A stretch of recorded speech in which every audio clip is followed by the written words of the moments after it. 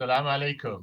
Welcome to our inaugural live stream titled Coronavirus and Your Wellbeing, Looking After Your Heart, Mind and Soul. We'll be joined by Dr. Abdullah Rothman, and most of you would probably already have seen Dr. Abdullah's profile, but just to recap briefly, Dr. Abdullah is the Executive Director of the International Association of Islamic Psychology.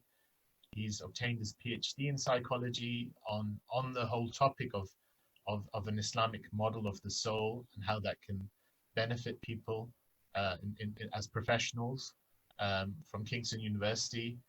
He's a licensed professional counselor and has been involved for the past with over 15 years of experience as a counseling psychologist. And for those of you who would like to know more about Dr. Abdullah, if you just look at the blurb, then you'll find his website and you'll be able to find more and also contact him. So one of the reasons why we specifically wanted Abdullah for this session is because whilst we have a tremendous amount of information and advice from our Prophet sallallahu alaihi wasallam in terms of well-being, and at the forefront of which is this amazing hadith in which he said, "Ajaban li amr al-mu'min," how amazing is the affair of the believer. "Inna amrahu kullahu khair," all of his affair is good. And he said, "Walaysa dhak li ahadin illa lil-mu'min," and that is not the case for anyone except the believer. Why? Because in asabatu sarra'u, if something difficult happens to him or something good happens to him, then he is grateful. And if something difficult happens to him, then he is patient. And in both cases, they are good for him. And so when we see the Prophet alluding to the fact that the two polarities of the believer in light of what is easy or what is nice and what feels good, and in light of what may feel difficult, is between the polarities of gratitude and patience, then often what may happen sometimes for quite a few of us is that when we hear hadith such as these, we idealize them and we think, oh, how great this is, and this is the believer, and we kind of forget that this hadith is pertaining to what should be our states. And so there is a gap between this kind of idealization of this prophetic advice and transferring it to our hearts. And it's that gap that has recently been alluded to by quite a lot in Western spiritual circles, often in the context of mindfulness, a term first coined by someone called John Wellwood called spiritual, and he referred to the term as spiritual bypassing. When someone can take a teaching and instead of transferring it to that raw and messy side of their humanity and facing that and trying to align themselves with it, it becomes something that is idealized and almost used as a way of bypassing that work that needs to be done on the heart. And in many ways, prior to someone like John Wellwood, the Prophet, peace and blessings be upon him, himself alluded to this state of being, a state of being where he said there are a group of people whose Qur'an would amaze you, their prayers would amaze you, but the Qur'an never goes beyond their throat. And these people miss the religion entirely. And this essence of something going into us and us being from that core and us living from our hearts is repeated time and time again in the Qur'an. In fact, the Qur'an itself says, you will not get this message, or the people who will only get this message are ulul albab, the people of course, the people of hearts.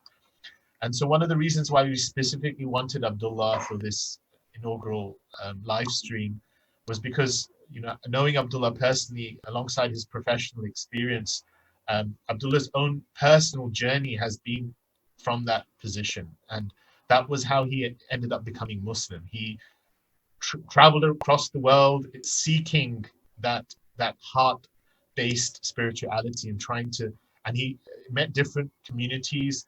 And it was when he encountered Muslims in a certain community that he finally found that integrated reality.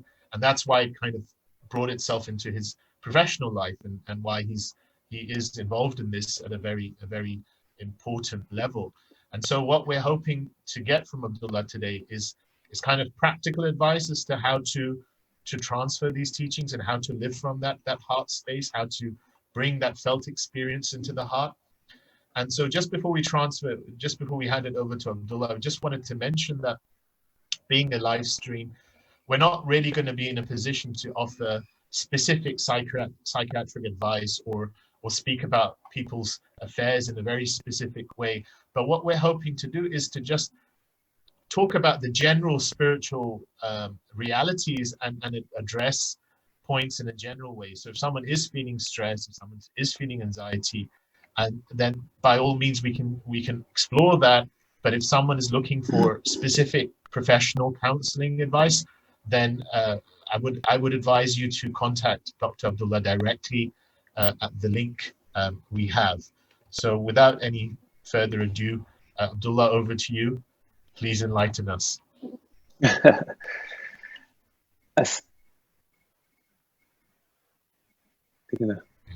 alaikum wa rahmatullah. It's good to be here. I think, you know, we all have lots of these video calls in this day and in these recent times, and it's a good, alhamdulillah, it's a good stand-in for being able to connect with people.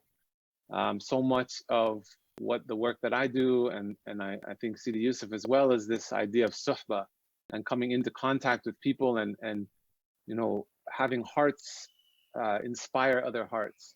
And so my preference is to do that with people in physical presence, but under the current circumstances, this is a really, I'm really thankful to have this opportunity to reach people from their homes and sort of all come together in this time.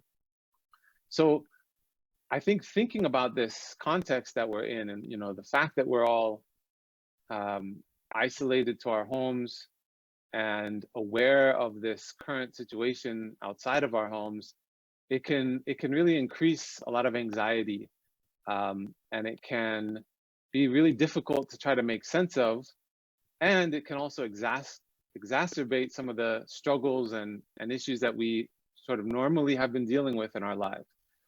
And so then when we have less resources to cope with that we usually would, it sort of, things come closer in, and we're sort of squeezed in this way of trying to cope with it in this new normal. And at this point where some of us have been in this lockdown for over a month, I think now we're starting to transition into realizing, okay, well, we need to start. This isn't necessarily going away so quick, and so adapting to it, and that can cause even more anxiety. So I think what is really the crux of how we need to maintain our well-being, and Sidi Yusuf talked about this idea of internalizing some of the guidance that we have from the Deen and from the Prophet ﷺ, is that really that internalization process of those concepts is a process of self-reflection. It's an inward looking and turning inward to the heart and understanding what's going on here, rather than focusing on external behaviors. Oftentimes our relationship to Islam or to any religion really can be transactional more than transformational. And so what we do is we tend to do the things we know we're supposed to do. Even in these hadith that say, you know, the believer is one who is thankful and then is patient. And so we can get into sort of a cognitive response to that. And I know that I'm supposed to do that. So therefore I'm going to jump to the behaviors of a believer, because that's what I have this ideal for myself. And I think what we need to do is be pragmatic and also merciful with ourselves, and understand that we're in process. We're always in a process of emerging, and we may not be the believer. We may not be the epitome of the believer or the epitome of our own state of who we are as a believer. And so not to set this bar that we're comparing ourselves to, but to really turn inward and reflect. And part of that is being where you are and accepting where you are. And, you know, in these times, what I find for myself is that, you know, in a response to try to shift to the new environment, oftentimes you're trying to cope, and maybe some of that is I got to be productive in this new environment. And what I found for myself is I've put this level of expectation on myself, and what I'm finding in the response to this reality is that it's actually really hard to shift completely and to be so responsive and use the same mental clarity that I had before in the normal life that I had previously. And I'm not able to be as productive. Plus, I have 3 children at home, all inside of one household, homeschooling. There's a lot more pressures. And I think we need to be merciful with ourselves and realistic in realizing that as much as we see on social media, and we hear like, well, what are you doing with this time in quarantine? And people are taking up new hobbies and reading books and baking and, becoming their best selves. And like, that may not be everybody's reality. This can be in times of crisis and times of trial. Usually what happens is we get the sort of extremes come out. So we can be our worst selves actually in the face of crisis. We have, as humanity, we tend, like, the ugly things can be squeezed out. And at the same time, you'll see the most beautiful things of humanity coming out. And we've seen that in people helping and maybe in our own selves. But I think what the goal is, and so much of the deen of Islam is about this middle path, wasatiyah, this idea of balance of extremes. And so we need to both be merciful with ourselves, but not lazy and not complacent, but to act and take action to make the most of our situation. And also that goes for, how much we stay isolated versus connected. We are in a forced khalwa, basically. We're in a forced retreat at this point, and what that can do. And so we're in this state of isolation. What our reaction to that could be: let me reach out to more people more often, and do Zooms and connect with family, and and at a certain point that's really healthy. We need to stay connected, and we need to put it into balance. I think what this situation does is it affords us an opportunity to reflect, and that reflection is an internal process that actually involves isolation or being by yourself, so that you can reflect and have this introspective reflection or muhasaba, as we know it in the Arabic. And it's this process of taking account of yourself, looking inward. And so coming back to this notion of spiritual bypassing, we want to make sure that when we think of this hadith of that, where the believer is thankful when things are good, and patient, or having sabr when things are difficult, and noticing and realizing that sabr is not a passive patience. It's an active verb, really, and it's about persevering. And part of that persevering is doing the work, and that means holding yourself accountable, watching yourself, noticing, like, maybe I'm not doing so good today. I wasn't able to be as productive today. Things are falling apart for me, and not watching yourself, that you're not holding yourself at too high of a standard, and that you're being merciful with yourself. And the only way that you can really do that is by turning inward and connecting with your heart. And I think for some people that may be just a reminder to come back to your heart and come back to center, and to sort of be in this state of presence with yourself, rather than just being caught up in everything that's going out there, right? I mean, we have to balance again. We can read the news. It's important to know what's going on so that we can know how to be safe. It's important to stay connected, but then turning inward. But so for some people, that's going to be a familiar place, and it's a reminder. And for others, I think it may be a new territory. And what this sort of global situation is presenting is an opportunity to do the work that perhaps you've been putting off, in terms of getting to know yourself, getting to know being still with yourself, getting to know the process of self-reflection. And so I think we need to embrace this as an opportunity, because whether or not you wanted it or like it or how you judge it, it's here, and it is beyond our control. And so I think what and I'll wrap this up and we can take some questions and maybe have conversation, but I think what this really comes down to and the focus is our locus of control, and focusing on what we actually realistically have in our capacity to control. You know, and in this situation, you know, our anxiety can increase when we focus on trying to control what is out of our control, right? So whether our loved ones get the virus, whether we get the virus, whether we lose our job, you know, a lot of these things are not in our control. And when we focus on those things, we spiral out of control. And so, you know, it's not to say cut off yourself from reality, but take some time to focus on what do you have control over. And so that is your thoughts, your emotions, and to some very basic actions and behaviors. But most of it is really in this sphere that's very close to you, not out here. And so if you sort of bring that locus of control closer to your own self and your own heart, that can really help you cope, and it can help you feel more in control. And so what that means is managing your state.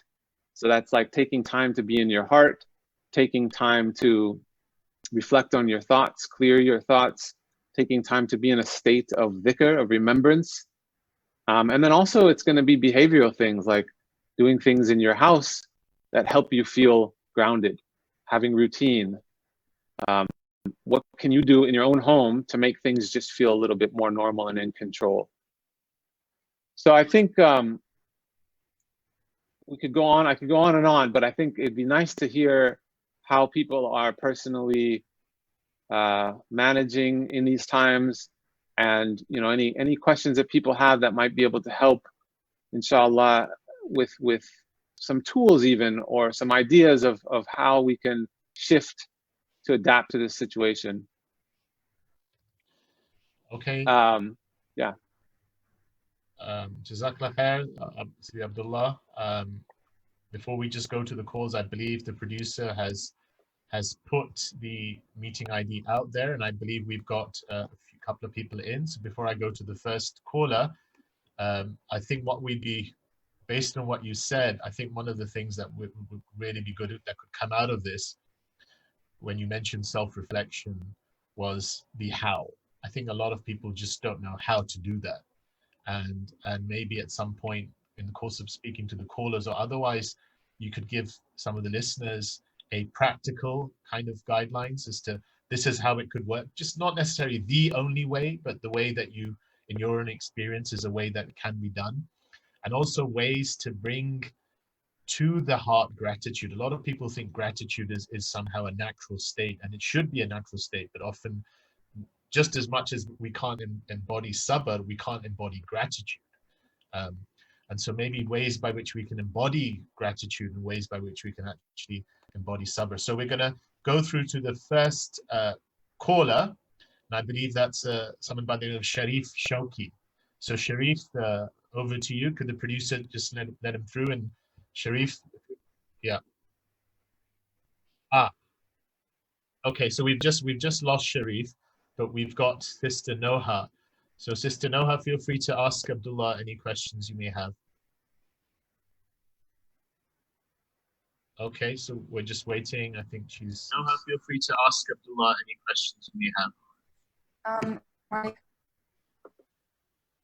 Yeah. Sister Noha, could you just reduce the volume a little bit? Sure. I'll plug in on the live stream. There we go. Sister Noha, could you just reduce the volume? Yeah, just reduce the live stream playback, because I think it. I think it's done now. Okay, sorry great. about that. Go ahead. You're on the live stream. Feel free to ask the Abdullah question. Okay.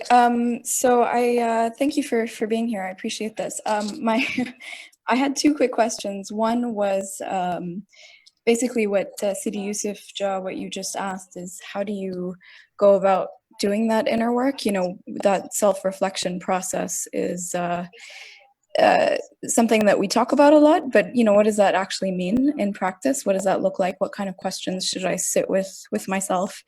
So that was the first one. And then the second question was basically just this balance between taking the time to and being merciful with myself and doing the inner work and appreciating the khalwa, and appreciating the time that the opportunity that this gives me to sit with myself and do things that are different, versus the kind of the temptation to create new avenues of work, to explore new opportunities, to sort of get busy with other dunya things, given that my normal work has kind of paused.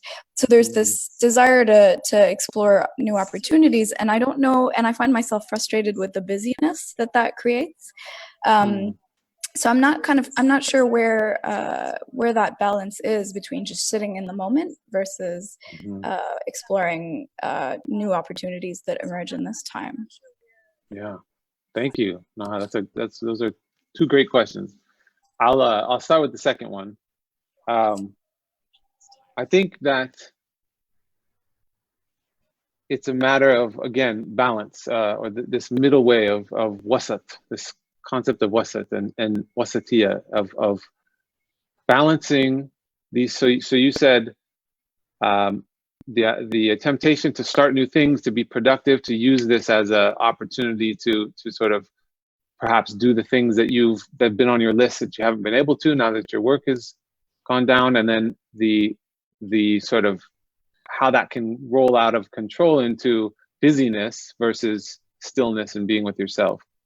I think both of them are useful and both of them have their place. It's a matter of being disciplined about literally scheduling an equal amount of time for both. But then at the same time having flexibility to go with what feels right. Because I know for myself, like I said, I have this, and I have my own practice that I do every day that I'm still doing, and yet still this is a new world that we're living in, and there's stressors that I haven't had before, and so managing those has been difficult. And so some days I'm more inclined to be able to put my energy towards productivity and doing new things that I now have time for, and some days that's not even possible because something happens in the house or with my children, and so I have to let that go. So I think what you can do is have an idea of how you want to plan your day, to whatever, and all of us have different limitations of our ability to do that with our living situation, but to have a plan and say, today I'm going to spend this amount of time. Let's say I'm going to spend an hour on reflection, and we could I'll address your first question of how to do that. And then I'm going to spend, an hour or an hour and a half doing, working on putting up this website that I've been wanting to build or something like that, right? And so, you could go longer for both of them or shorter for both of them. But what you're doing is you're telling yourself that both are important and that they deserve time in your day, and so you schedule them. But then you're able to be flexible when it doesn't work, when you're not in the right mood. But then the discipline is to coming back to that and recognizing that you can't just let yourself go with what you feel, because sometimes you don't feel you could go 4 days without feeling like doing either one, and then you're going to be in trouble because you will have let yourself fall. And so this is where the discipline and scheduling comes in, where you set it up and you go and you do it even if you're not at the best, or if you're not in the mood. It's the same thing with salat, same thing with a lot of our things that we have to do. Sometimes you're not going to have khushu in salat, but that doesn't mean you don't do it. You do it because it has a placeholder, because that constancy provides this like rope that we can hold on to that helps us stay afloat. So instead of like sort of dropping down, our moods fluctuate. As human beings, we're constantly fluctuating.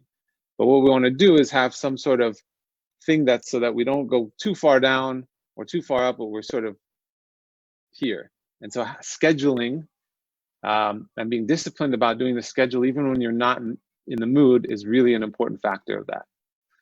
And then the first question about how, I would say, this is a lifelong process of self-reflection. And so it's not, we can't wrap it up all in a short little answer, but I would say there's two very important things that are basic things that you need to commit to put into place that you can expand on. And those two things are a muhasaba practice, and I would say specifically even like a journal, getting a reflection journal. And the second is breathing. So with muhasaba, this term really means anything that you're doing to take accountability of yourself, watching yourself, self-introspection. And so it's not necessarily writing it down in a journal. But I think in order to get to a place where you're doing it in your own heart or in your own mind, it's important to put it onto paper and to manifest it into the world for you to see, and to have like a commitment to, you purchase this journal and you can, decorate it or whatever you want, and you sort of make it this thing, this tangible thing that you come to ideally on a daily basis, and you write down what you're noticing about yourself. It can be general and then it can get specific. Let's start general. It's just saying, just even having some prompts of like, what can be the most helpful is what was tough for you today. Where did you get irritated or annoyed? Where did you get sad? When something bubbles up, it means there's some information there for you to look at. And so what you want to do is focus on the things that are bubbling up so that you can pay attention to them rather than let them take a back seat, or sometimes we even push them away and repress them. And so what you want to do is just allow those things to come up, even if they're uncomfortable, especially if they're uncomfortable, and sometimes they're ugly. And so it's giving a space where you don't share this journal with anybody, right? And so it's just for you, and you can write some of the ugly things that you're noticing. And some of those ugly things may even be nasty things judgments that you have that you're not proud of. But what's important is taking account of them so that they don't keep living inside of you. It's like this, almost like an exorcism of these negative traits. You have to get them out. So, and then for the breathing, this is the best practice that you can do to get to a place of hudur, of presence. And we talked about just being in the heart, being present in the heart. And that, again, this is a lifelong practice, but you have to start with the breath. Why? Because it's what we have as a tool that regulates our physical body and puts us in a state of calmness and puts us in a state of being present in the moment, because the breath is constant. You need it to survive. And oftentimes it's usually involuntary breathing, and we're not even conscious of it. And so what really the basic thing is just to bring conscious awareness to the breathing process and try to focus on the breath. There's a lot we can say about, and maybe it'll come up in other questions. We can go further into it, and maybe we can even do like a practical thing later on if we have time. But really, it's just taking time to sit and being familiar with voluntary breathing. And so you're slowing your breath down, and you're elongating the breaths, and you're trying to focus your attention where the breath is happening. In this this center of your being is your heart. We're not talking only of the heart, the organ on the left side, but your spiritual heart. So it's really like from here to here and from here to here, exactly the same place where your lungs fill and expand and with air. So, just sitting with yourself and taking the time to reflect on that and slow down your breathing can be an incredibly important starting point. Noha, are you still on? Do you have any clarifications? Does that help? Okay. Hope that's useful.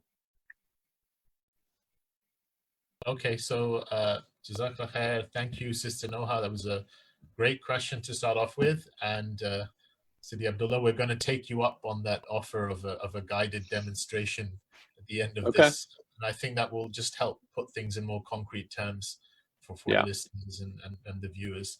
So the next question is, based on what the producer said, is Sister Rasha Amar. I'm not sure if I'm pronouncing your name correctly. Sister Rasha. Yeah, feel free to ask the question, Sister Rasha. I think we're just waiting for Sister Rasha to get connected. Sister Rasha, feel free to ask your question to Sidi Abdullah.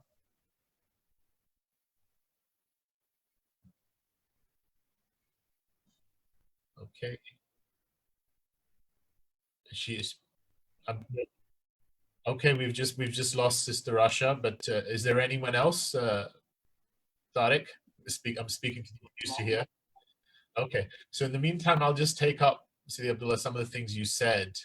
Yeah, please. And I think what really struck me with what you're saying is that you know, the fact that you said that it's often those things that actually aren't spiritual, that are ugly, that are the most important things we need to reflect on.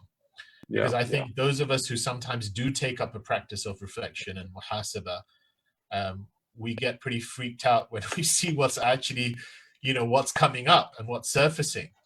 And sometimes some people could be demoralized by what they see, and it just becomes, you know, I'd rather not go there because, you know, I was doing fine until I started this, right?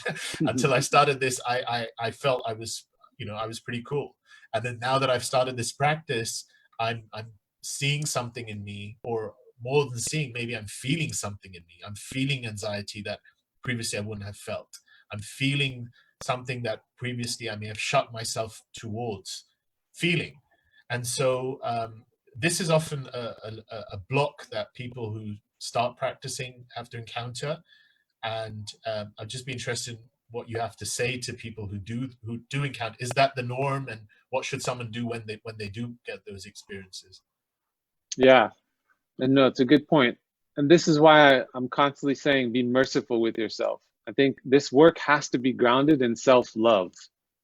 Right. And this is something that is missing a lot of the times, and unfortunately often in the Muslim community, is an idea of mercy with ourselves, and love, really. And we have this misunderstanding that we're bad, or that we're supposed to sort of castigate ourselves, and that we're in this oftentimes is comes from, this is the way that we were raised, or this is what we were told, and so we repeat these things to ourselves, and it becomes really dangerous oftentimes to come up against, to looking at those ugly things, because then instead of moving through them with love and mercy, we just sort of get on the bandwagon of whoever started that trend of, like, sort of beating you over the head with how bad you are.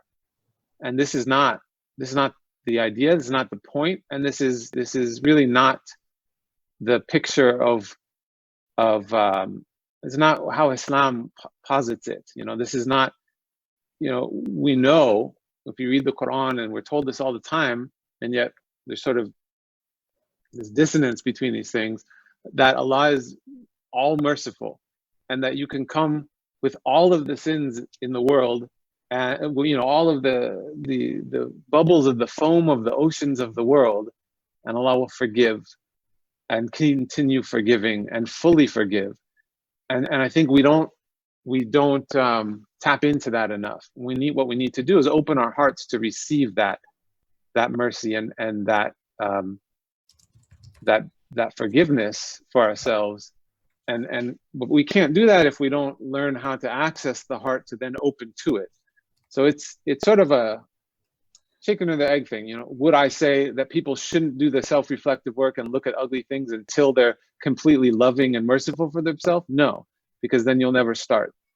But when you do this work, you have to constantly first cognitively remind yourself, and sometimes that could be, you know, even saying one of the names of one of the Asma al-Husna, you know, saying Ya Rahman, or even Ya Rahim, Ya Rahim, because for you personally, this specific mercy, or Wadud, or, you know, things that you feel like you need to set yourself up to remind yourself, like, okay, Allah accepts me, Allah loves me, Allah forgives these things. And then also, I think the thing is, this word sin, I think, is a problem too. Like this is not really a concept in Islam in the way that it is in other faiths, and you know, because you do something ugly, or you have an ugly trait that comes out, it doesn't mean you're pinned to it. It doesn't mean that you're completely held to that characteristic or that character trait. It means that you have work to do. That's all. It just means that you have to look at it and you have to move through it. And that's not your fitra state. Your fitra is your natural disposition is to be to have good character, to have the character of the Prophet, you know. This is our birthright. This is what we can achieve, not to his level, but we have to emulate that. And so you have to allow yourself to be that, and that you are good, and you are loved, and you are worth loving, and you are lovable, needs to be your mantra before you start to look at the ugly things. I think that's the key. So we've got a couple of more questions and we've got some callers, but I'll just take the big take home from from what you just said was that rahma, or the energy of mercy, is an essential for healing. And Yeah. I think often sometimes when we enter into these things, we often forget to have that rahma on ourselves. And it's an irony because, as you said, we are our theology tells us that we're all diamonds in the rough, right? Yeah. All of us have that imprint of the divine on us from that primordial covenant, and all we're tasked with is to remove that which has covered us from that covenant, from that seeing in our lives. So which is temporary. Which is temporary, right? So if we could, you know, just to even hold that in ourselves, and also to hold that when we see other people, would just be such a huge dynamic in terms of our lives. So we've got I know we've got some callers waiting. In fact, I know Sidi Mustafa Sandiata is waiting. But just before that, we've got someone who asked a question live chat, and that's someone by the name of Hedil Mahdi. And I think they say, thank you, that's wonderful. So they're asking about specifically meditation, the practice that you alluded to, and the breath. And they want to know how focusing on the breath develops presence. So is there a role in which breath work can help us to train the thoughts during meditation so that we deepen that presence and enter into connection with the divine? Yeah, it's a great question. And we could talk for courses and courses on this. I think to what's important is that this distinction of cognitive, you know, thoughts versus experience versus a visceral experience. Oftentimes, you know, I think the word meditation can be misleading because often people's ideas of meditation or mindfulness is about clearing thoughts. And the reason why that is because I think a lot of people have their notion of their identity centered in their thoughts. And we have this idea of the mind being located here, and that it's about thinking or cognition and cognitive activity. And certainly that is our experience, because we're influenced by this Cartesian, I think, therefore I am. And so we spend a lot of our time up here, our head up, you know, and what we need to do is drop into the rest of our being, because this is neither our head in this specific location, nor the thoughts inside of what we perceive being here is the center of our identity as a human being or as a soul. that center from an Islamic perspective is more physically located here, but sort of theoretically located in the heart. And the heart is here physically.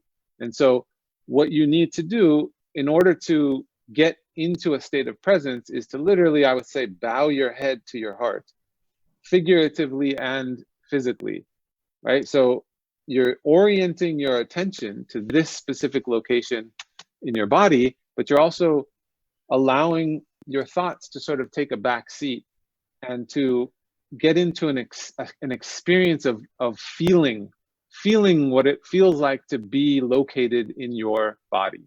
And so I think a lot of this has to be coming back into our bodies. We've become disconnected from our bodies because we think that this is just a insignificant housing for our mind. But really the body is a manifestation of our soul. And so we have to bring our connection to our identity to include the body as part of our experience of being. And so when I'm saying focus on the breath, this is a physical experience. And that physical experience will help you bring yourself into your body. And when I would recommend also making sure your feet are on the floor. So if you're sitting in a chair, connecting with the ground beneath you, like literally feeling the bottoms of your feet connect with the floor so that you feel grounded. Literally your body feels like it's occupying a space on planet Earth. And then you are bringing your awareness to this part of your being rather than this as the primary place of where activity is, right? Because the thoughts are really just reflections or almost like shadows of the material, the emotional material that is stored here. And so what we can do is we can focus on clearing our thoughts. And what happens is thoughts just keep coming. And then it's just this constant trying to clear and clean, and nothing really gets clean because you're not dealing with the root of that material. The root of that material is emotional material that is stored in your heart. Like, you know, when you feel nervous or you feel love or you get this fluttering here because this is the location of that emotional material. And so we need to find ways to feel that and experience that. And we tend to be cut off from it. So why I say the breath is that the breath can bring you literally here because this is where the breath is happening. And on a physiological level, it regulates your body. Like it actually brings more oxygen into your brain and your blood, and it literally relaxes your body and helps you be physically still, physically present.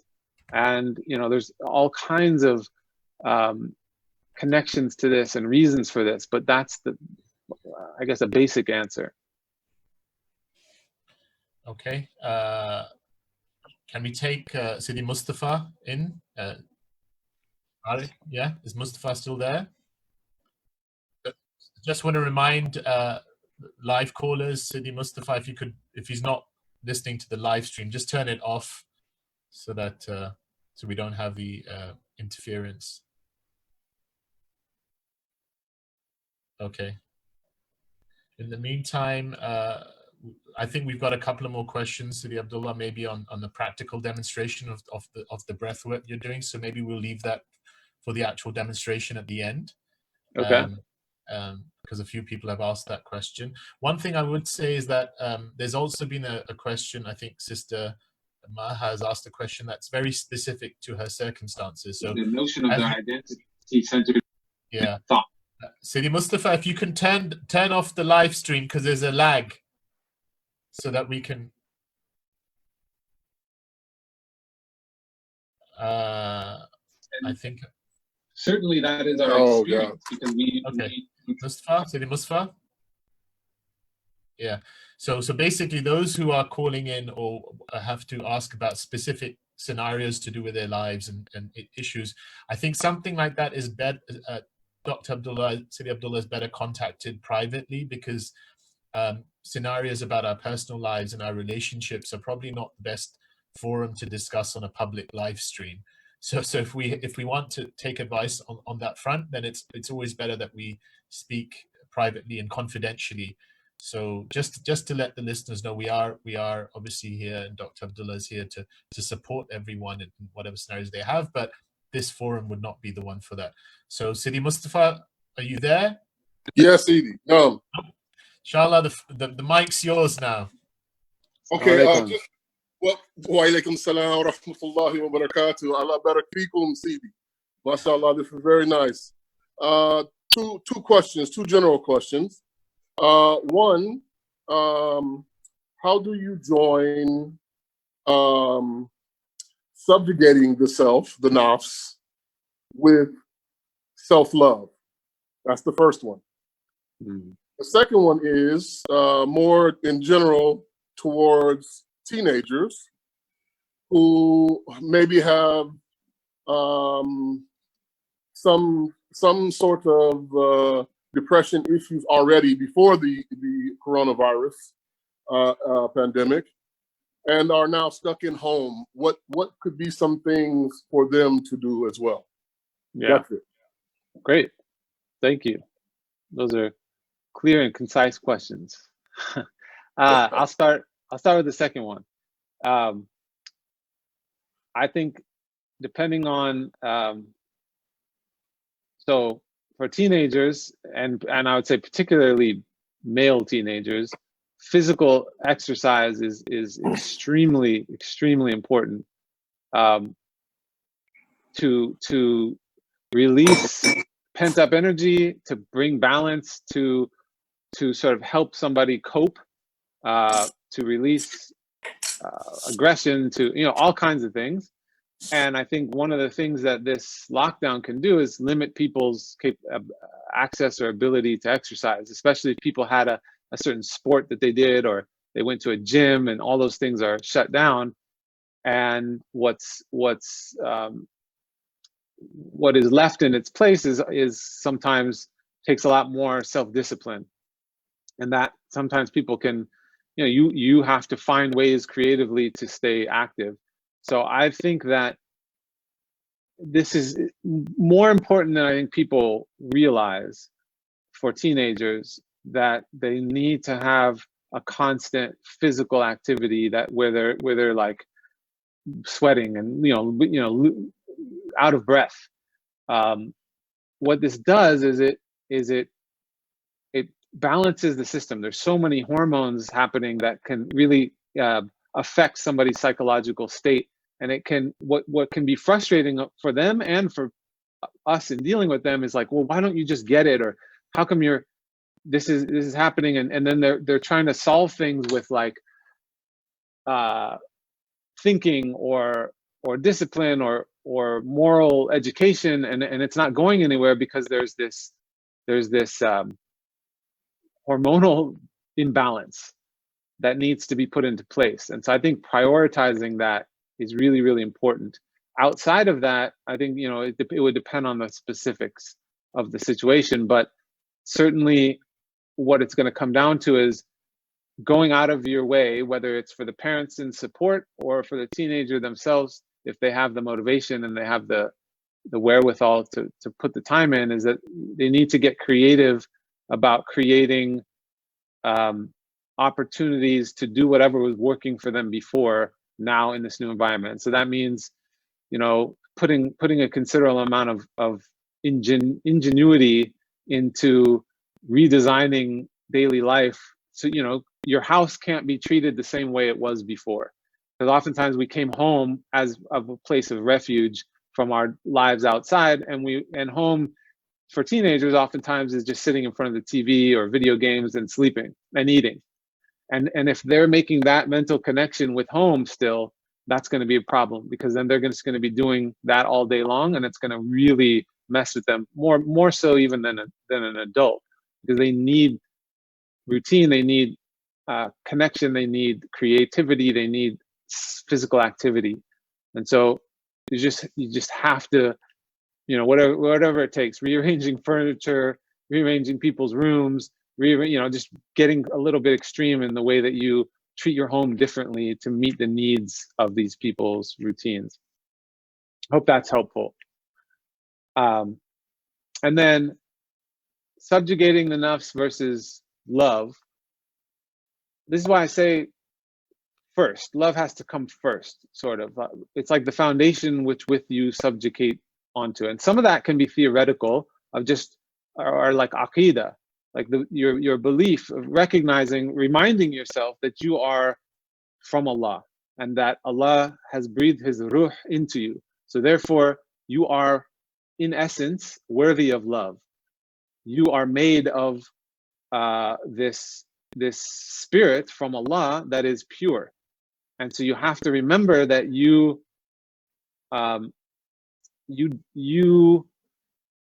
there's a part of you that deserves love. It may not be the things that your nafs have done, perhaps deserve subjugation, but you are an integrated being with all these factors. And so when you're subjugating the nafs, you're recognizing that that's not your whole self. That's an aspect of yourself that is oftentimes connected to your dunya experiences in life and your struggle to become a human being, right? To come more into being. And that's always going to be a process that is par for the course. Like we're expected to make mistakes. We're expected to have bad character so that we can then what? Turn to Allah in tawbah and come back to our fitrah and come back to witnessing Allah. And that turning, that the process of doing tawbah, of turning back, is the most beautiful thing. And so when your nafs does something out of line, it creates an opportunity for you to return to Allah. And so the premise of that you're returning to something assumes that you're returning to something good, meaning that you were something good to begin with and you are something good. And so that love has to be baked into the cake with the subjugation. You're subjugating your nafs because you are worthy of love, and that the where your nafs have gotten off track has just covered over what is beautiful about you. And so you're subjugating the temporary state of covering over rather than the essence of who you are. The essence of who you are is love, is worthy of love, is pure in essence. And so this temporary covering that you have allowed to happen, or that or circumstances have made happen for you, that needs to be held accountable and taken into account. And that's just a matter of it's a temporary state. So underneath that is the real deal that is deserving of love. I hope that's clear. Yusuf, do you want to add anything to that?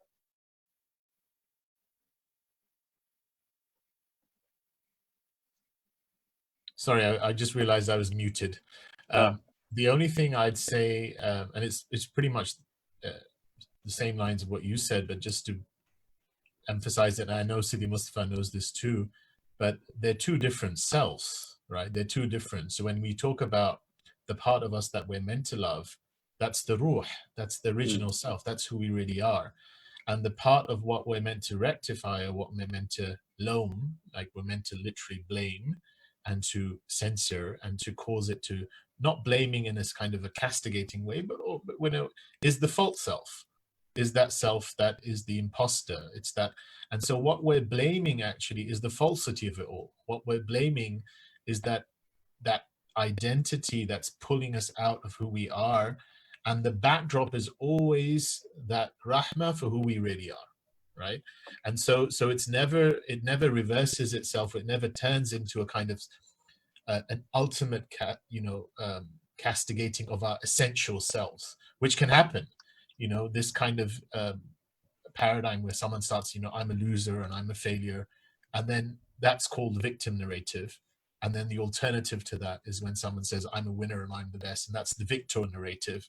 And both the victim and the victor are both mirror images of the same nafs. It's the nafs saying me, right? And people don't often realize, but when we enter into that paradigm where we're essentially entering into that kind of narrative where I'm so bad, that's still propping up the falsity of the nafs, because we're not willing to see who we really are. And so the point when nafs al-lawama starts working, the point when the spiritual path begins, which is nafs al-lawama, is when we start identifying those areas whereby we're deceiving ourselves, as you said, Sidi Abdullah, from our birthright, from who we really are. And so it's on the platform, or it's in the backdrop of an essentially optimistic narrative, and an essentially a narrative of love, because we recognize this is who we really are. So the nafs al-lawama isn't a kind of, you find this sometimes written in books, and then people can obviously take it the wrong way, like I'm a donkey and I'm an idiot. And famously Sheikh Darqawi, who's a great Sufi sheikh, he was approached by someone and he said, I'm this, I'm so bad, and he's just blaming himself. And the sheikh said, don't say you're bad and don't say you're good, say Allah. just praise Allah, because part of dhikr and part of remembering that you've been created for something great is something that we need to hold. And I'm glad that this was touched in this live stream, that we have reason to be hopeful, because Allah subhanahu wa ta'ala brought us into this world with this destiny of what he's already revealed to us in our hearts, right? And so we have to have that hope, and we have to have that love. But there's work involved, and if there wasn't work involved, if this world wasn't the world of the test, then they wouldn't be, this separation. And this is just one of the tests we've got. The nature of a fitna is to separate gold from other things. So we have a caller, Ayman al-Bashir, and I'm reminded by the producer that we've got about 10 minutes to wrap up. So we'll take Ayman, and then after that, inshallah, Sidi Abdullah, if you could give us a walkthrough with the guided meditation or the breathing practice. So Ayman, Tariq, if you would just let Ayman through. Okay.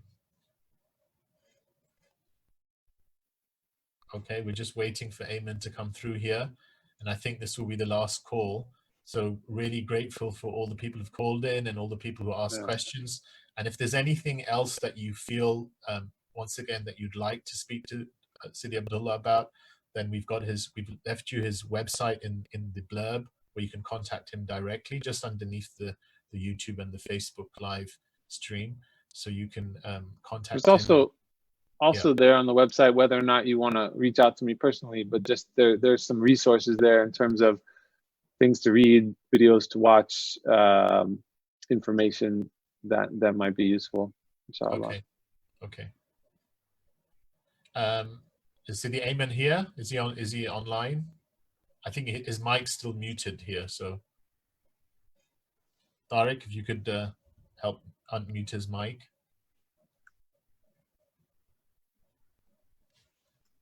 Hello. I think we're still waiting for. Okay, so the Ayman's mic is still muted. Is there anything you want to add to the Abdullah with regards to like some of the stuff we've discussed? Because one of the things we did touch upon was bringing patience, and patience is one of those things that, I mean, often when you go back to the Arabic root, you kind of understand what's really being implied. So sabr is connected to sibr, which is that idea of being able to be in something that's bitter. Like it's literally similar to like the aloe vera plant, which is, its initial intake is bitter, but it's actually healing, and it's good for you. So it's the ability to be, it's not denying the bitterness, right? It's not denying the pain. And a lot of the time I've had people ask me questions about sabr, kind of like, how can I have sabr in that I feel hurt?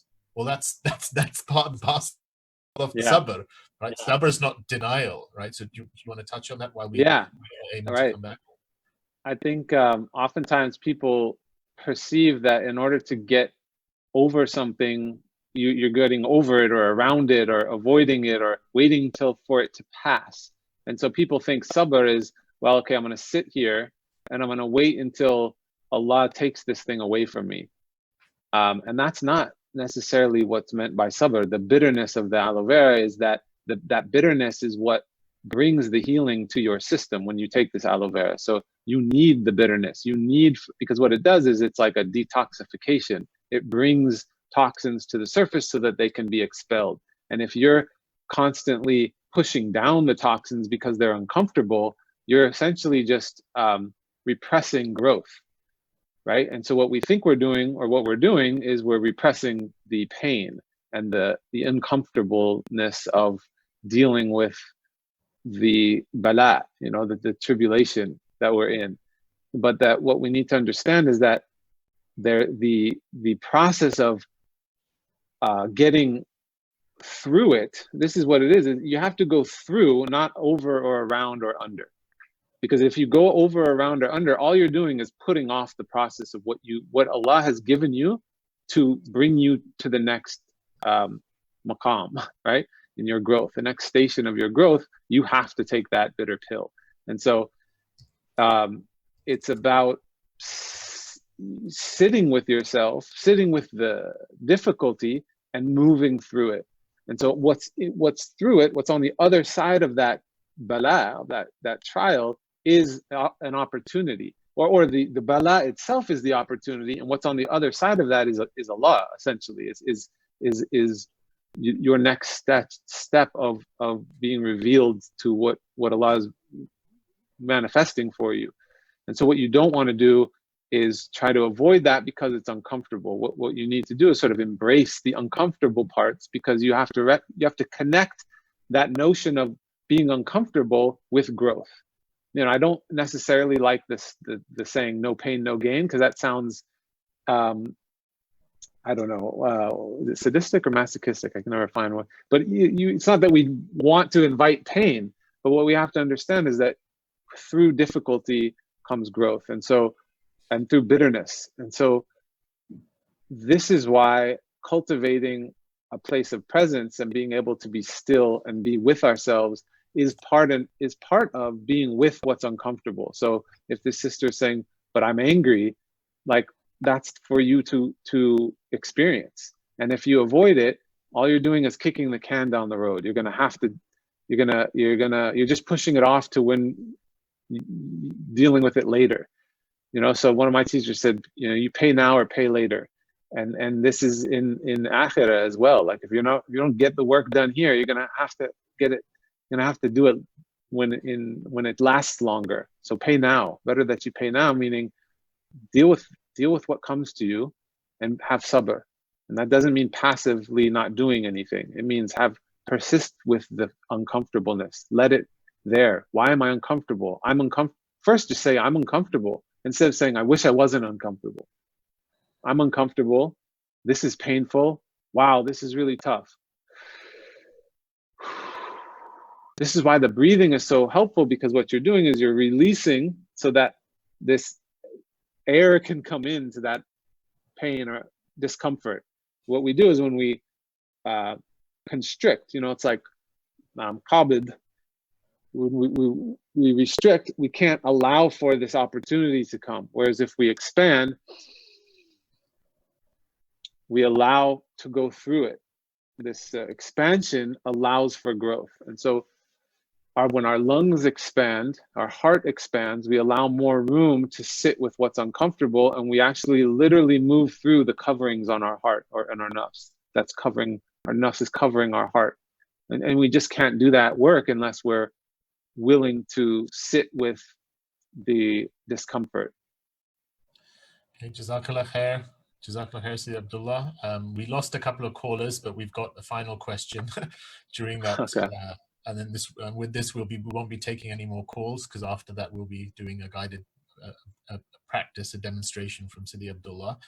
And I think before we answer this question, I hope in the course of answering this question, you could also allude to, because mashallah, we've covered everything we intended to in this whole live stream in terms of looking at that hadith, but just as we could look at ways by which we can bring sabr to our hearts, how do we make gratitude alive? Right?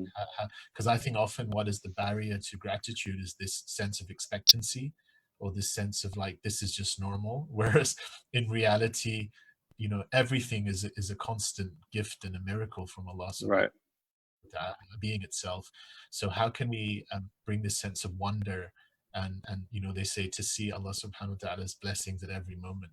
So I think that would tie into the final question from Saif, and she says she moved to Canada 2 years ago, and she was used to practicing her spirituality in the community setting. And for her, this is a big part of how spirituality works. And now that she's not been able to find such a community there, with quarantine happening, she's feeling even more isolated. So in her idea, isn't Islam meant to be practiced in a community? Isn't that the big part of how it works? And so how do we embody that, and how do we get the tips to actually embrace this? Okay, oh right, it's the opposite actually. She moved from Canada to UAE, so it's actually the opposite. She's not being able to find the community here. Yeah. But she's saying, how does she find that? How does she bring that kind of that sense of connection to Allah subhanahu wa ta'ala in the midst of this sense of being isolated, not having community, which is compounded by the quarantine? So we'll make this the last question. No more questions. Okay. Abdallah. Yeah. I think that the answer is in the, you answered the question. It's hidden there. You said, or the sister said, isn't being in community a part of Islam? Yes, it's a part.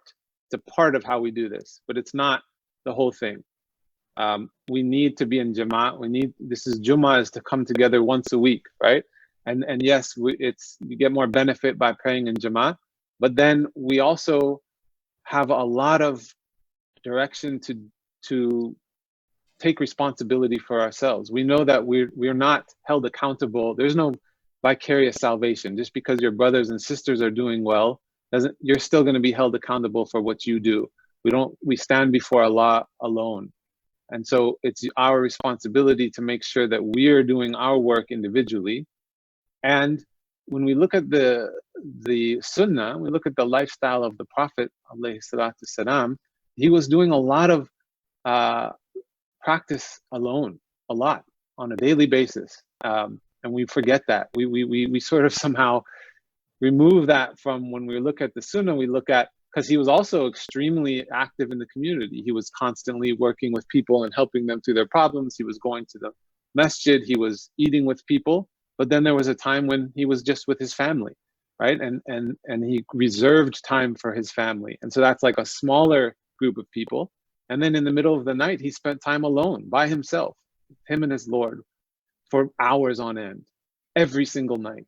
And then we know that he spent even longer than that in isolation in the cave. And what was he doing in that cave? He wasn't reading.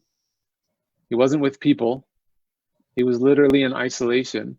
And it was in that state that he came into this place of revelation. And so we really need to check how we're looking at our own deen. We have these notions that it's about being with people.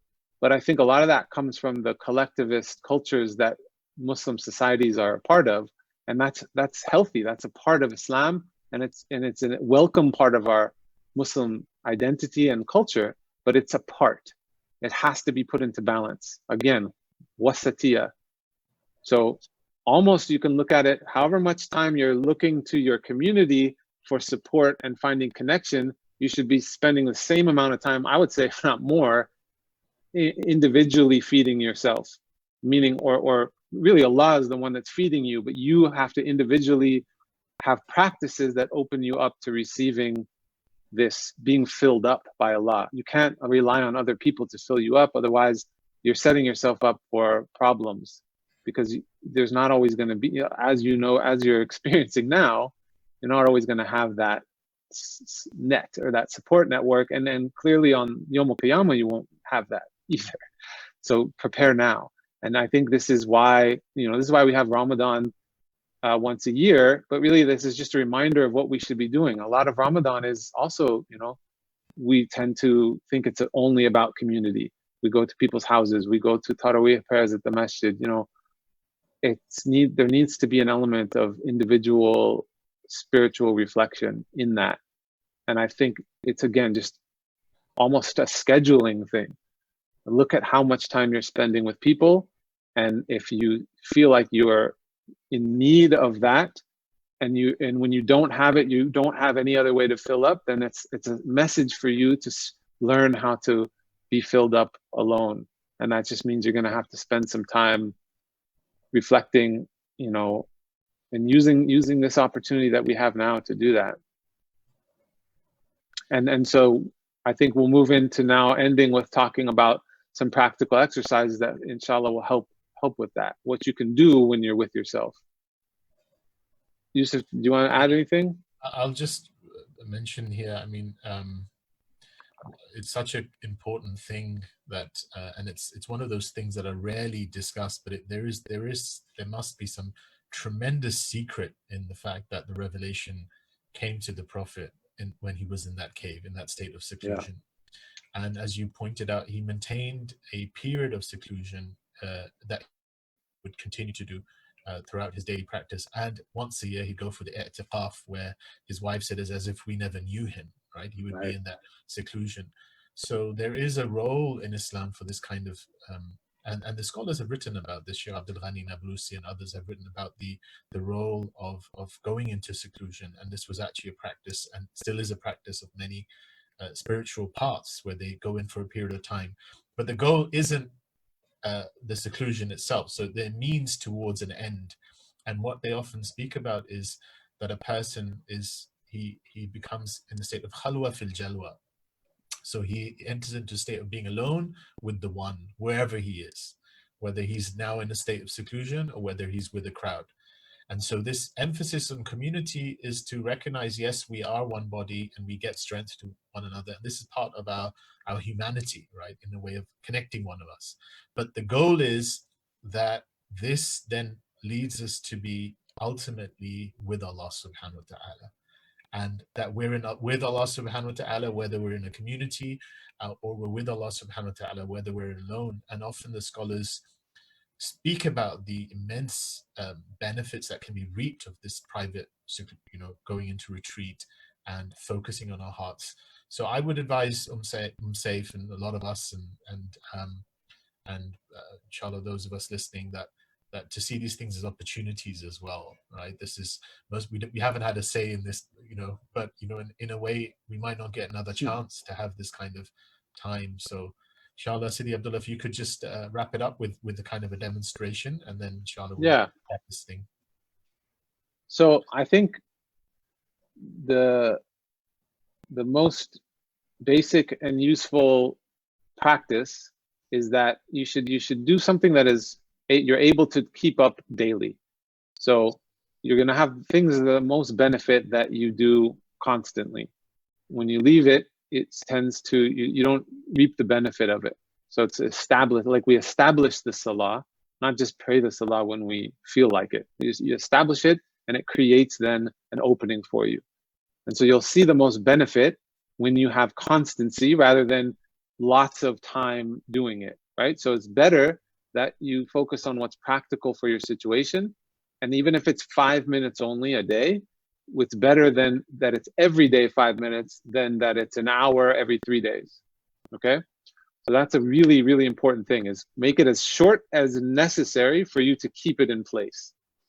And then pick a time that is the most practical for you to commit to. So oftentimes, if you're already praying salat and you've managed to, make wudu, and you've put yourself in this place, and you're on your muslaya, and you're in this place of prayer, perhaps before or after, using that extra 5 minutes to sit and be with yourself and with Allah, trying to be with Allah, essentially is the goal.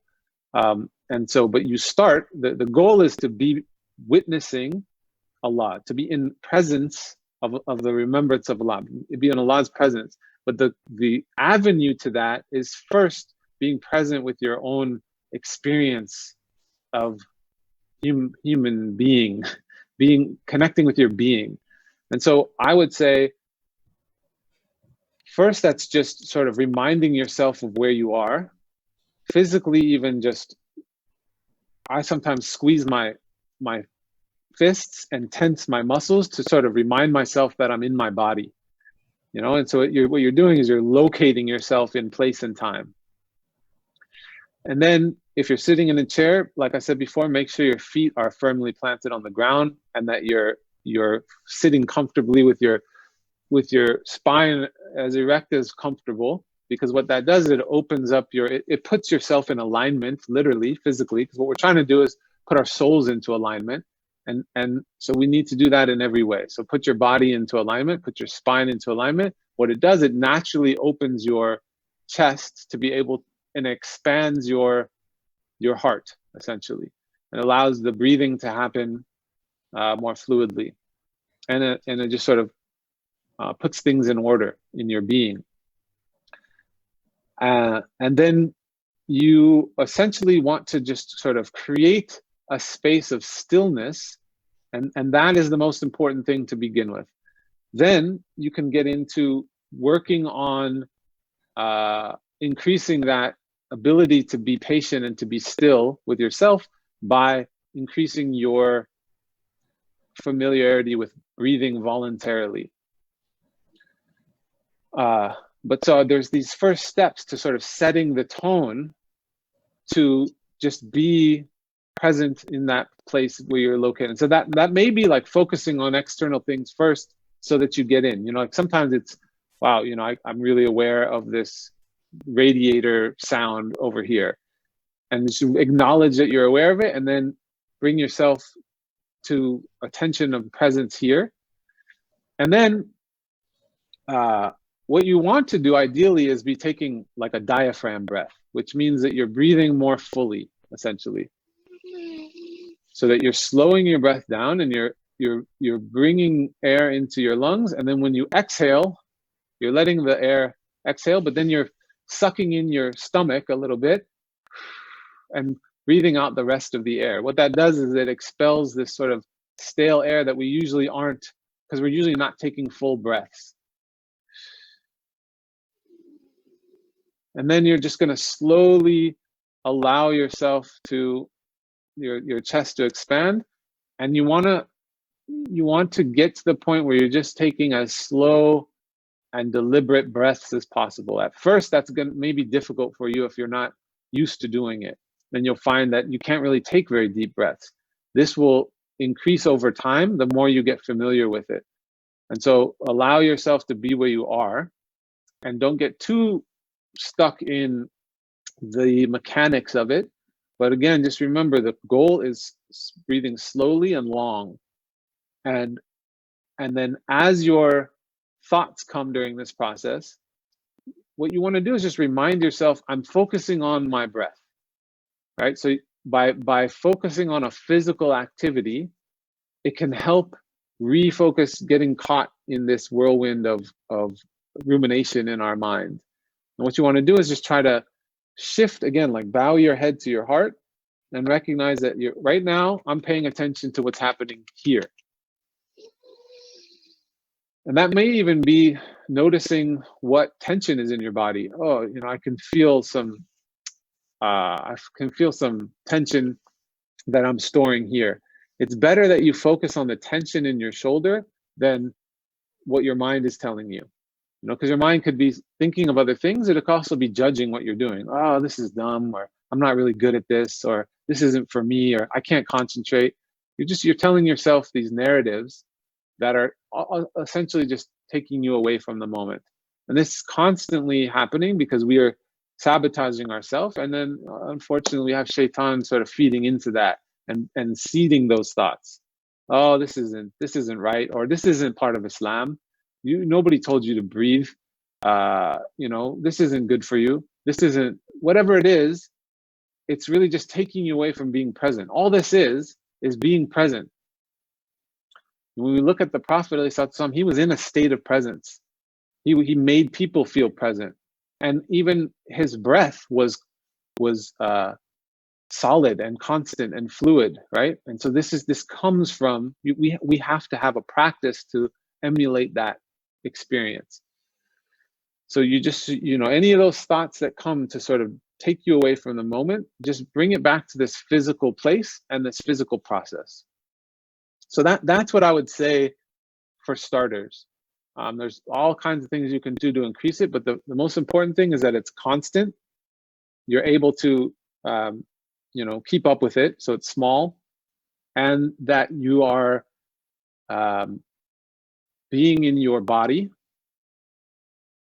and that you are slowing down your breath and bringing your physical experience into a more acute awareness of that visceral experience of what it's like to occupy yourself.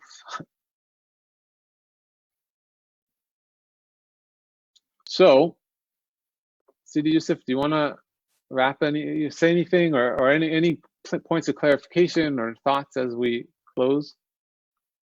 I think you're muted. Sorry. No, I think it was pretty clear. Did you want to give us a demonstration beyond this, or do you think that's kind of a? I think. Do you want us to maybe we go into take a moment? Yeah. Yeah, go in a session with you, even if it's for like 3-4 minutes, so we can actually experience this, so some of the listeners can, and the future viewers can kind of actually see a live demo as opposed to a theoretical.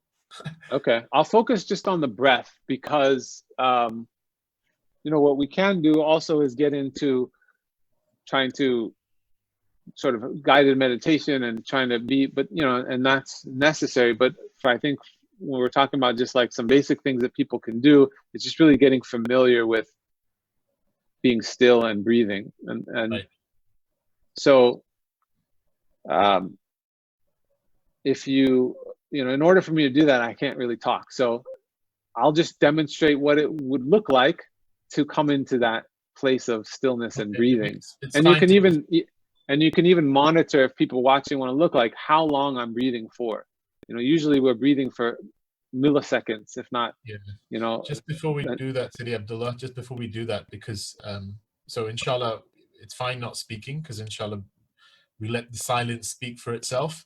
But do you advise those of us who are watching and future viewers to make certain intentions before they go into this, so they can enter into that space where it is actually the fruits will be more beneficial?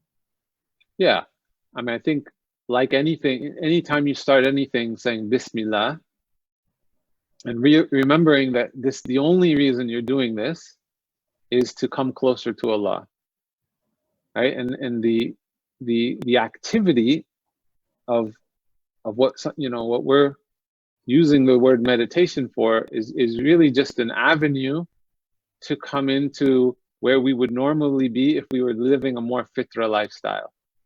And so making the intention to just come back into what is really just more natural for you as a soul who belongs to and is a servant of Allah. And so remembering that by connecting with yourself, the goal is not to connect with yourself. The goal is to connect with yourself as an avenue to connect with Allah and to recognize your servanthood of Allah. And so I think that's a really important intention to make. And that can be, wrapped up in Bismillah if you make the intention in your heart. So again, right now what I'm doing is I'm even wiggling my toes to feel myself, my body, my feet connected to the ground. And then I'm wiggling my hips in my chair to just anchor myself in my chair. And then I'm loosening my shoulders, relaxing my hands so that they come to a comfortable resting place. And then usually I roll my neck so that I can release any sort of immediate tension, and just bringing awareness to my body. And what that does for me is it lets me release a little bit of that tension that I tend to hold in my body.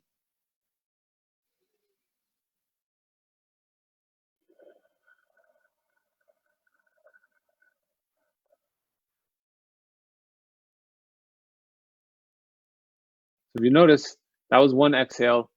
It lasted at least 30 seconds or something, maybe 20 seconds, much longer than a normal breath.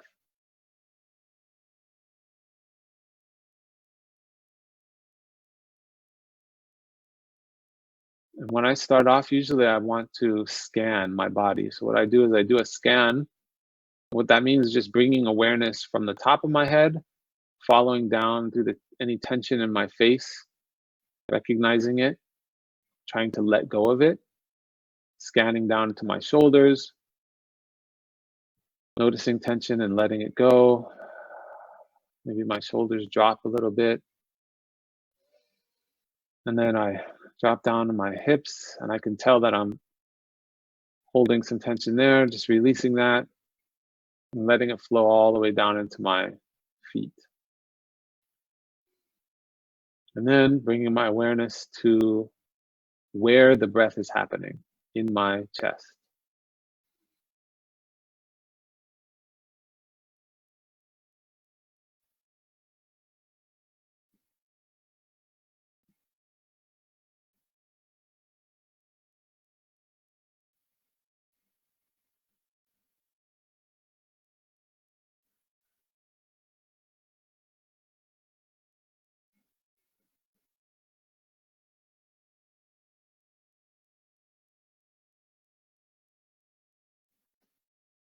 So when I take this long breath in,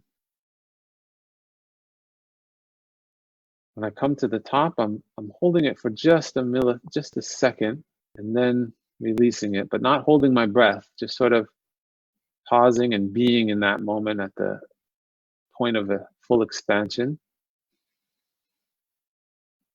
And then letting it release first from my chest, and then down my belly. I'm sucking in my gut, and pushing out the rest of the air out of my nostrils.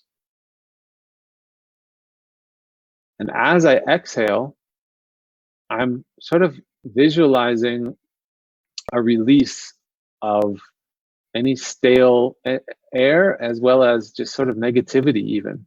Just letting that exhale, letting the carbon dioxide that our body doesn't need, we're expelling it. So spiritually, also wanting to expel these unhelpful thoughts, expelling any pent-up energy, just letting it go.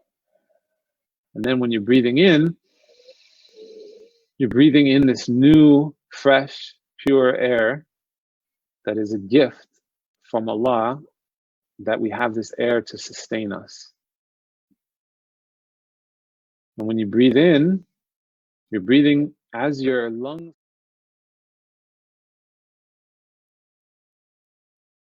5 minutes, the more you'll actually be able to bring some of this presence and calmness into your regular daily affairs.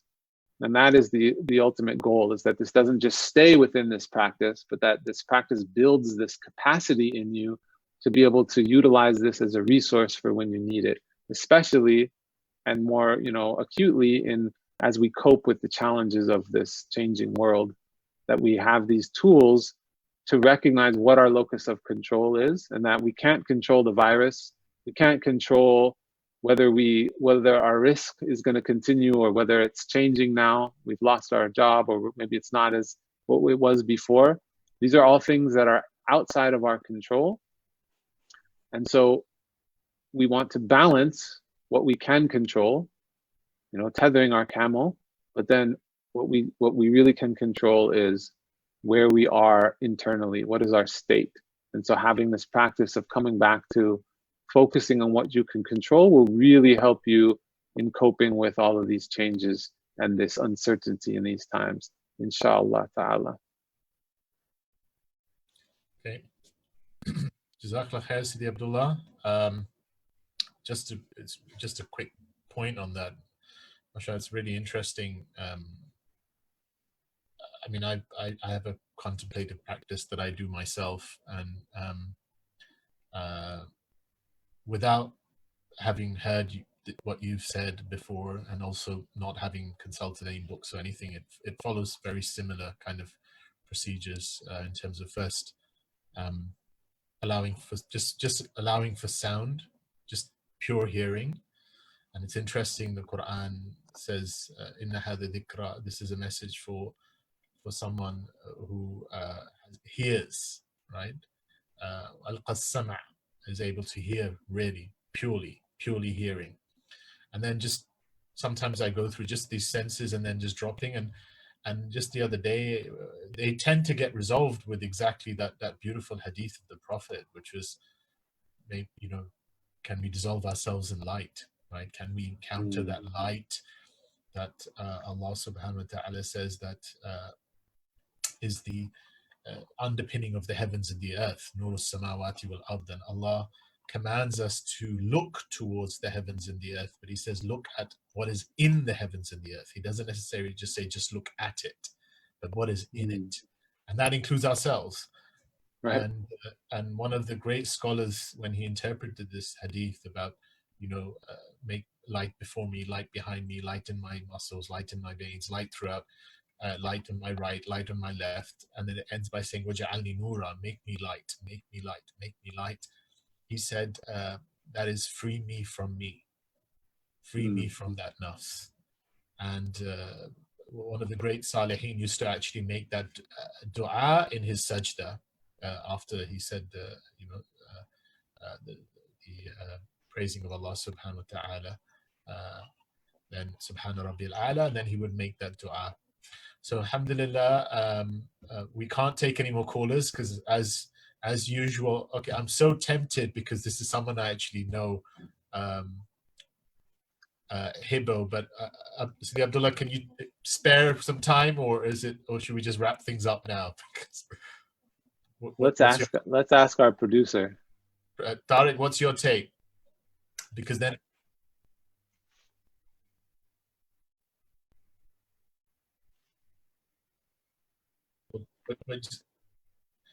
what's your take? Okay, so I don't think sorry to the callers and sorry to the people tuning in right at the end. I think what this means is, Sidi Abdullah, we're going to have to ask for you to come back another time. Happy to inshallah, do that. We'll do it again, but we'll pick up from where we left off. And so, great.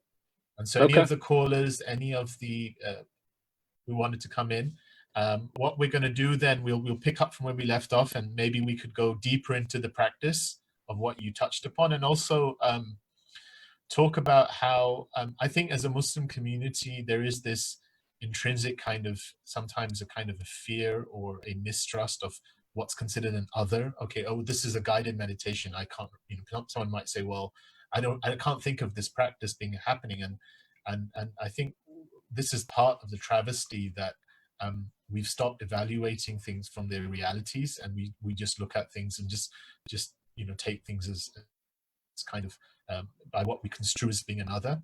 So anything that is guiding us back to the essential reality of who we are and who our Lord is part and practice of what we should be doing as Muslims, if it brings us to our, as Sidi Abdullah said, our essential slavehood. So inshallah we can touch upon this in another session, and we'll see with Sidi Abdullah when he's available. Apart from that, some of you did at okay, well, yeah, I think the callers were asking for written instructions and they really want to know about the practice. I think this is something we'll probably have to leave for another call when we can kind of cover the practical dimensions a bit more detail in terms of breathing practices and meditation practices. But some of you also asked about Ramadan, and specifically things you can do in Ramadan in the absence of Taraweeh, which, by the way, Taraweeh not happening in mosques. If it's not happening in mosques, doesn't mean there is no Taraweeh. I mean, Taraweeh is something to do at home as well. So I would actually advise everyone there that it's an opportunity to do Taraweeh at home and to enter into that contemplative reading of the Qur'an. We want this Ramadan to be a contemplative reading of the Qur'an. So subhanallah, we're very grateful, Sidi Abdullah, for your coming. Mashallah, they say man ashraqat bidayatuhu ashraqat nihayatuhu. So someone whose beginning is illuminated, we can hope that the ending is illuminated as well. So we're really grateful that you've come and you've illuminated this first session we've had, and inshallah, hopefully the first of many.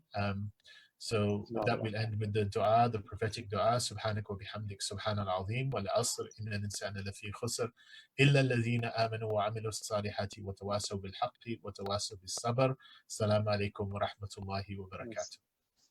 Assalamu alaikum wa rahmatullah.